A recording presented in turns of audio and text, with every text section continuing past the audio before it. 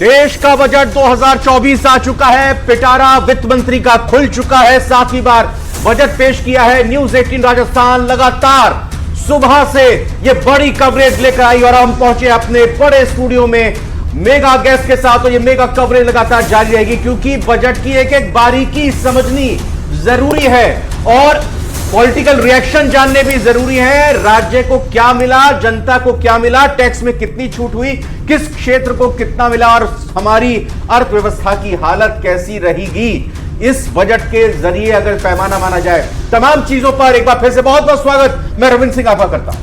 नमस्कार, बहुत बहुत स्वागत आपका महा कवरेज में। मैं हूं आपके साथ मनोज सक्सेना। आसान भाषा में न्यूज 18 राजस्थान अपने दर्शकों को बता रहे हैं कि बजट से आखिरकार आपको राहत क्या मिली है, क्या उम्मीदों पर खरा उतरा है बजट। और हमारे साथ खास पैनल है जो आपको बताएगा कि जो बड़े बदलाव किए गए हैं, जो बड़े स्कीम्स की घोषणा की गई है, आखिरकार उसका आपकी जिंदगी पर, आपके घर पर, बजट पर कितना असर पड़ेगा। इनकम टैक्स में चूंकि बड़ा बदलाव किया गया है और उस इनकम टैक्स में बदलाव के लिए हमारे साथ समझाने के लिए खास पैनल जुड़ेगा। हमारे साथ फाइनेंस एक्सपर्ट जुड़ेंगी अंशिका त्यागी। अंशिका त्यागी, आपका बहुत बहुत स्वागत है स्टूडियो में। हमारे साथ राजीव गुप्ता भी इकोनॉमिस्ट के तौर पर जुड़े हुए हैं। राजीव गुप्ता जी, आपका भी बहुत बहुत स्वागत है। और पॉलिटिकल पैनल भी हमारे साथ जुड़ेगा, उसका भी हम जिक्र करते रहे। पंकज जोशी जी हमारे साथ बीजेपी के प्रवक्ता जुड़ रहे हैं। स्वर्णिम चतुर्वेदी कांग्रेस के प्रवक्ता जुड़ रहे हैं। राजेश कोठारी इकोनॉमिस्ट के तौर पर हमारे साथ जुड़ रहे हैं। आप सभी खास मेहमानों का बहुत बहुत स्वागत। सबसे पहले राजीव गुप्ता जी, आपका रुख करते हुए एक इकोनॉमिस्ट के तौर पर आप इस बजट को किस तरीके से देख रहे हैं। मोदी 3.0 का पहला ये बजट और एक बड़ा रिकॉर्ड कायम करते हुए वित्त मंत्री निर्मला सीतारमण ने लगातार 7वीं बार बजट पेश कर दिया है। क्या ये रियलिस्टिक है, क्या ये पॉपुलिस्टिक है, क्या इकोनॉमी को ग्रोथ देने वाला या बूस्ट अप करने वाले डोज इसमें नजर आते हैं? आपका सटीक।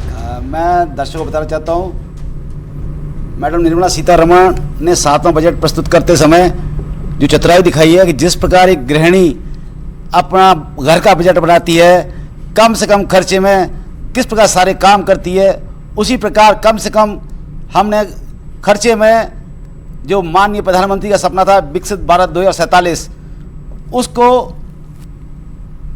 हमें लागू करने के लिए जो 9 प्राथमिकता उन्होंने चुनी, जिसमें गरीब, युवा, महिलाएं और हमारे किसान, साथ में शहरी विकास, अवस्थापना और शोध और अवनवीकरण, इन सभी को साथ में रखते हुए एक मुख्य लक्ष्य था कि हमारा जो डेफिसिट है वो जीडीपी का 4.5 से ऊपर न बढ़े जी। इस सभी को ध्यान में रखते हुए उन्होंने गुगली फेंकी और गुगली में दिखाया कि जिस प्रकार हमने नई टैक्स रिजीम के अंतर्गत आने वालों को स्टैंडर्ड डिडक्शन दे करके जो 8,000 करोड़ रुपये खर्चा पड़ा, उसको कैपिटल गेन बढ़ा करके उन्होंने वसूल करा है। ये निश्चित तौर पर ये गुगली है और उन्होंने मैसेज दिया है कि हमारा जो मकसद है वो सबका साथ सबका विकास, यानी कि बिहार में 11,500 करोड़ का सहायता दे करके और हिमाचल, आसाम में बाढ़ के लिए उन्होंने जो पैकेज दिया है, हाँ। ये सब ये दिखाता है कि सबको साथ लेके चलना है हमको। अच्छा, आपने गोगली का जिक्र किया, मतलब आप ही कह रहे हैं कि आम जनता को कुछ नहीं मिला? अगर एक लाइन में मैं कहूं, देखिए हमेशा जो बजट आता है सरकार का एक ही मकसद होता है कि कर लगाने से होने वाली कड़वाहट को किस तरीके से हम उस पर मीठा लपेट करके जिससे जनता को कड़वाहट महसूस ना हो, हमारा काम भी पूरा हो जाए, यही काम होता है एक गृह के हमारे वित्त मंत्री का। वो काम बखूबी करके दिखाया, यही होती है गुगली।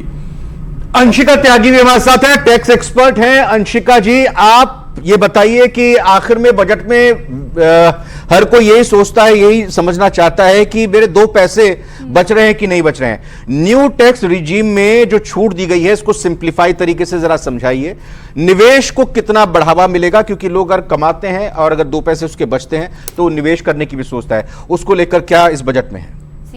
अगर मैं बात करती हूँ ओल्ड टैक्स रिजीम और न्यू टैक्स रिजीम में, तो पहले अगर ओल्ड टैक्स रिजीम की मैं बात करती हूँ, जो न्यू टैक्स रिजीम इस बार बना है उसमें स्लैब रेट ऑलमोस्ट सेम कर दिया गया ओल्ड टैक्स रिजीम के थ्रू जैसा। पहले जो न्यू टैक्स रिजीम का स्लैब हुआ करता था वो था कि 0 से 7 लाख तक पे कोई भी इनकम टैक्स पे मतलब टैक्स नहीं लगेगा और 50,000 का एडिशनली स्टैंडर्ड डिडक्शन अवेलेबल था। लेकिन इस बार न्यू टैक्स रिजीम को चेंज कर दिया गया which is and slab rate कुछ similar to old tax regime बना दिए गए हैं। जो स्लैब रेट बना है 0 से 3 लाख पे कोई टैक्स नहीं लगेगा, 3 लाख से 7 लाख तक पर 5% टैक्स लगेगा, 7 to 10 पे 10% टैक्स लगेगा, then 10 to 12 15%, 12 to 15 20% and above 15 30%। तो अगर मैं इसको सिंप्लीफाइज वर्जन में अगर मैं मान के चलती हूँ कि मेरी इनकम 7 लाख है, पहले मुझे लग रहा था कि 7 लाख पे मेरा कोई टैक्स नहीं लग रहा है, 0 टैक्स है। अब मैं बात करती हूँ मेरी इनकम 7 लाख है तो क्या मुझे कितना टैक्स देना पड़ेगा, क्योंकि 3 से 7 लाख की इनकम पे 5% का टैक्स आ गया है। तो अगर मैं बात करती हूँ 0 से 3 पे मुझे कोई टैक्स नहीं देना है, 0।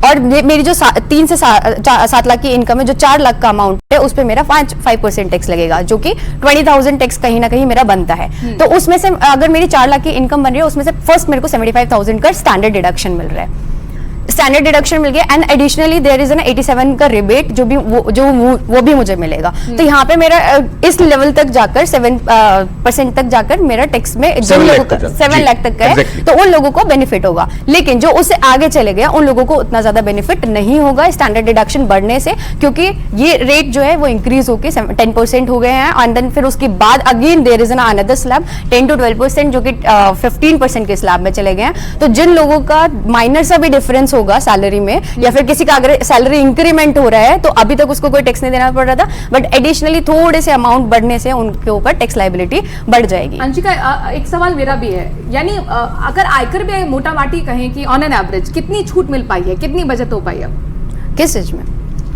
ये जो टैक्स में छूट दी गई है उससे बचत कितनी मिल रही है? क्योंकि तमाम एक्सपर्ट से मैं बात कर रही हूँ तो वो कह रहे हैं कि 17,500 के लगभग वही एक मोटा मोटी अंशिका ने बताया हमको कि 3 से 7 लाख तक अगर आपको मिल रहा है तो उस पर कोई टैक्स आपको नहीं देना होगा। 7 लाख उसमें 75,000 रुपए का हमको जो है और भी रिबेट मिल रही है, डिडक्शन की रिबेट मिल रही है, पहले 50,000 हुआ करती थी। इसी को लेकर मेरा एक सवाल है, मैं अपना सवाल कर लेती हूँ रविंदर जी। 17,500 की लगभग ऑन एन एवरेज मान रहे हैं कि बचत आपको मिल जाएगी, छूट मिल जाएगी। क्या ये ऊंट के मुंह में जीरा है या फिर आप ये कहेंगे कि ठीक है, मतलब जो उम्मीद की जा रही थी उसके अकॉर्डिंग यहाँ पर कम से कम सरकार ने कदम तो उठाए, कम से कम 5 साल बाद ही सही। एक चीज और यहाँ पे मैं ऐड ऑन करना चाहूंगी कि गवर्नमेंट क्योंकि गवर्नमेंट ने जितने भी चेंजेस करे हैं वो सिर्फ न्यू टैक्स रिजीम में चेंज करें, ओल्ड टैक्स रिजीम में कोई बेनिफिट नहीं दिया, जबकि स्टैंडर्ड डिडक्शन अगर होनी चाहिए थी वो दोनों ओल्ड टैक्स रिजीम और न्यू टैक्स रिजीम दोनों के लिए इसके पीछे की मंशा? इसके पीछे की मंशा क्लियर है कि गवर्नमेंट ओल्ड टैक्स रिजीम को एबोलिश करने वाली है इन द नियर फ्यूचर, यानी कि स्विचिंग है ये सीधे। करेक्ट, या अच्छा एक चीज और बताइएगा कि हम 80C के अंडर 80D के अंडर निवेश करते हैं ताकि जो इनकम टैक्सेबल होती है उससे बचा जा सकता है, ये वहां पर नहीं बढ़ाया गया है। और जो शेयर मार्केट भी अचानक से आज धड़ाम हुई, वो निवेश जो करते हैं कैपिटल गेन टैक्स जो है short term capital gain tax वो बढ़ाया गया, थोड़ा उसको भी समझाने की कोशिश कीजिए। अगर मैं डिडक्शन चैप्टर 6 की डिडक्शंस की बात करती हूँ जो हम लोगों को टैक्स में छूट दिलवाता है, जिससे हम लोग इन्वेस्ट करते हैं और हमें टैक्सेशन में छूट मिलती है। लेकिन 80C की डिडक्शन की अगर मैं बात करूँ पिछले कम से कम 8-10 साल से ये लिमिट आज तक 1.5 लाख चली आ रही है और हर बार जब भी बजट पेश होता है तो हमेशा यही कोशिश की जाती है कि हमेशा यही लोग उम्मीद करते हैं कि ये डिडक्शन इंक्रीज होगी क्योंकि लोगों के time to time salary income increase हो रही है। तो गवर्नमेंट को ये चीज समझना पड़ेगा कि जैसे इन्फ्लेशन के साथ साथ लोगों की सैलरीज बढ़ रही है तो अकॉर्डिंगली इन्वेस्टमेंट की जो लिमिट है वो भी बढ़ने चाहिए ताकि लोगों को बेनिफिट मिले। तो 80C की डिडक्शन या फिर कोई भी इन्वेस्टमेंट के जो सेक्शंस हैं वहां पे वो इन्वेस्टमेंट की लिमिट को इंक्रीज कर देना चाहिए। और अगर मैं बात करूँ टैक्स मार्केट के पार्ट की, तो मार्केट के पार्ट पे भी गवर्नमेंट ने खेलने की कोशिश करी है। लॉन्ग टर्म कैपिटल गेन में उन्होंने एडिशनली पार्ट पे ये बोला है कि हम 1 लाख की डिडक्शन को बढ़ा के जो आपको प्रॉफिट पे 1 लाख के टैक्स पे 1 लाख का प्रॉफिट नहीं समझ पाए, एक बार आप जरा लॉन्ग टर्म गेन बता भी दीजिएगा जरा, क्योंकि लोग बहुत ज्यादा आ रहे हैं शेयर मार्केट की तरफ, थोड़ा एक बार और बता दीजिएगा। तो देयर इज जब आप जब मार्केट में एंटर करते हो तो आप प्रॉफिट जब अर्न करते हो तो शेयर मार्केट में तो आप long term capital gain earn करते हो, शॉर्ट टर्म कैपिटल मतलब कि आपको लॉन्ग टर्म या तो प्रॉफिट होता है या फिर शॉर्ट टर्म प्रॉफिट होता है। अब डेफिनेशन अगर मैं डिफाइन करूँ लॉन्ग टर्म क्या होता है, शॉर्ट टर्म क्या होता है, तो बहुत सारी कैटेगरीज में डिवाइड किया हुआ है। किसी चीज में ये बोला गया कि अगर आप एक पर्टिकुलर स्टॉक को या यूनिट को 1 साल के लिए होल्ड करके रखते हो तो आप उसको अगर उसके बाद बेचते हो तो वो लॉन्ग टर्म माना जाएगा, उससे पहले अगर बेचते हो तो वो शॉर्ट टर्म माना जाएगा। तो इसमें और लॉन्ग टर्म ये मैंने डिफाइन कर दिया। अभी अगर इसकी बात करूं कि इसमें गवर्नमेंट ने इंक्रीमेंट कर दिया है रेट में शॉर्ट टर्म कैपिटल गेन के, इससे क्लियर मेंशन हो रहा है कि गवर्नमेंट चाहती है कि लोग शॉर्ट टर्म कैपिटल गेन कम अर्न करें, क्योंकि आज के टाइम में हर कोई मार्केट में इन्वेस्ट करने के लिए रेडी है, बट लोग आजकल तो इसका यही पर्पस है कि ज्यादा से ज्यादा आप इन्वेस्टेड रहें, निवेशक आए और ज्यादा टाइम तक, लॉन्ग टर्म तक इन्वेस्टेड रहे। एक चीज और कोई मिस अगर हो रही हो, फिर चूंकि हमको थोड़ा सा पॉलिटिकल रिएक्शंस भी ले रहे हैं अपने गेस्ट के साथ, टैक्स से रिलेटेड कोई और चीज जो आप उल्लेख करना चाहें, जिसको पॉइंट आउट करना चाहें? हाँ, तो टैक्सेशन से पार्ट तो कस्टम रेट्स गवर्नमेंट ने गोल्ड के डाउन किए हैं, जो कि हाँ मोबाइल्स में भी कुछ बेनिफिट दिया गया है। तो अगर मैं स्पेसिफिकली गोल्ड के रिलेटेड बात करूं तो गोल्ड और मार्केट का एक मैं आपको रोक रहा हूं बीच में। अभी हम जब अपने न्यूज रूम में गए, बाकी लोगों के कई लोगों के फोन भी आ रहे हैं, वो कह रहे हैं ये सोना और मोबाइल आज ही से सस्ता होगा, कब से सस्ता होगा? ये बता दीजिए कब से सस्ता हो रहा है और क्या क्या सस्ता और महंगा हो रहा है? ये रूल्स अभी, क्योंकि ये बजट जस्ट पास हुआ है, ये जब बजट पार्लियामेंट में जाके बिल्कुल रिलीज हो जाएगा, पास हो जाएगा, तो ये रूल्स एप्लीकेबल हो जाएंगे। टिल द डेट वो रूल्स एप्लीकेबल हो जाएंगे, देन उस टाइम से वो चीजें मतलब कि बेनिफिट मिलना लोगों को बहुत तेजी से बढ़ा था, यानी कि अब उम्मीद करते हैं कि वो थोड़ा नीचे आएगा।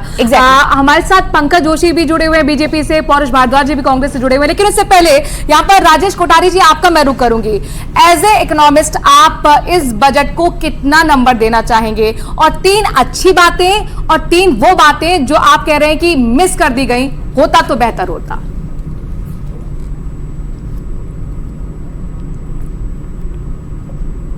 कोठारी जी आपको ऑडियो मिल रहा है? राजेश कोठारी जी आप हमारे साथ जुड़े हुए हैं? मुझे लगता है आवाज नहीं पहुंच रही है। ठीक है, पंकज जोशी जी का मैं रुख करूंगी। पंकज जोशी जी, चूंकि प्रधानमंत्री नरेंद्र मोदी को हमने सुना कहा कि चौमुखी विकास करने वाला है, देश की तरक्की करने वाला है, आत्मनिर्भरता की तरफ आगे बढ़ने वाला है। पंकज जोशी जी भी अब कुछ देर में हमारे साथ जुड़ेंगे। चलिए पौरुष भारद्वाज जी हमारे साथ जुड़े हैं। पौरुष भारद्वाज जी, विपक्ष के तौर पर कितने नंबर देना चाहेंगे? कैसा लगा बजट आपको? मंत्री जी जब अपनी शुरुआत में इस बात को, बजट की शुरुआत में इस बात को कहते हैं कि भाई हमने महंगाई कंट्रोल की है, तो जबकि आप, हम या फिर आपके साथ में आपके काम करने वाले या अड़ोस पड़ोस के सब व्यक्ति जानते हैं कि धरातल पर स्थिति क्या है, कि पिछले कई वर्षों में महंगाई जो है वो घटी है या बढ़ी है। तो सिर्फ एक वित्त मंत्री जी के एक स्टेटमेंट्स के आधार पे हम लोग पूरे बजट का अंदाजा लगा सकते हैं कि बजट में कितनी सच्चाई होगी। देखिए दूसरी बात मैं इस बात को कहना चाहूंगा कि यह बजट कायदा तो ये होता है कि देश पूरे, ये जो बजट जो होता है पूरे देश के लिए प्रस्तुत किया जाता है, पर देखिए यह जो बजट है ये सिर्फ भाजपा की जो एनडीए की सरकार है उसको बचाने की कवायद मात्र है। इसमें आंध्र प्रदेश को जिस हिसाब से 15,000 करोड़ रुपए दिए गए, बिहार को 41,000 करोड़ रुपए दिए गए, और मैं यदि राजस्थान प्रदेश कांग्रेस कमेटी के प्रवक्ता होने के नाते और राजस्थान का निवासी होने के नाते बात करूं तो मेरे राजस्थान को ना कोई बहुत बड़ी स्कीम से दी गई इस बजट के अंदर, ना कोई राजस्थान के लिए कोई स्पेशल कोई घोषणा की गई। तो राजस्थान वासियों के लिहाज से बात करें और अन्य राज्यों के भी निवासियों के लिहाज से बात करें तो बेहद निराशापूर्ण बजट है ये।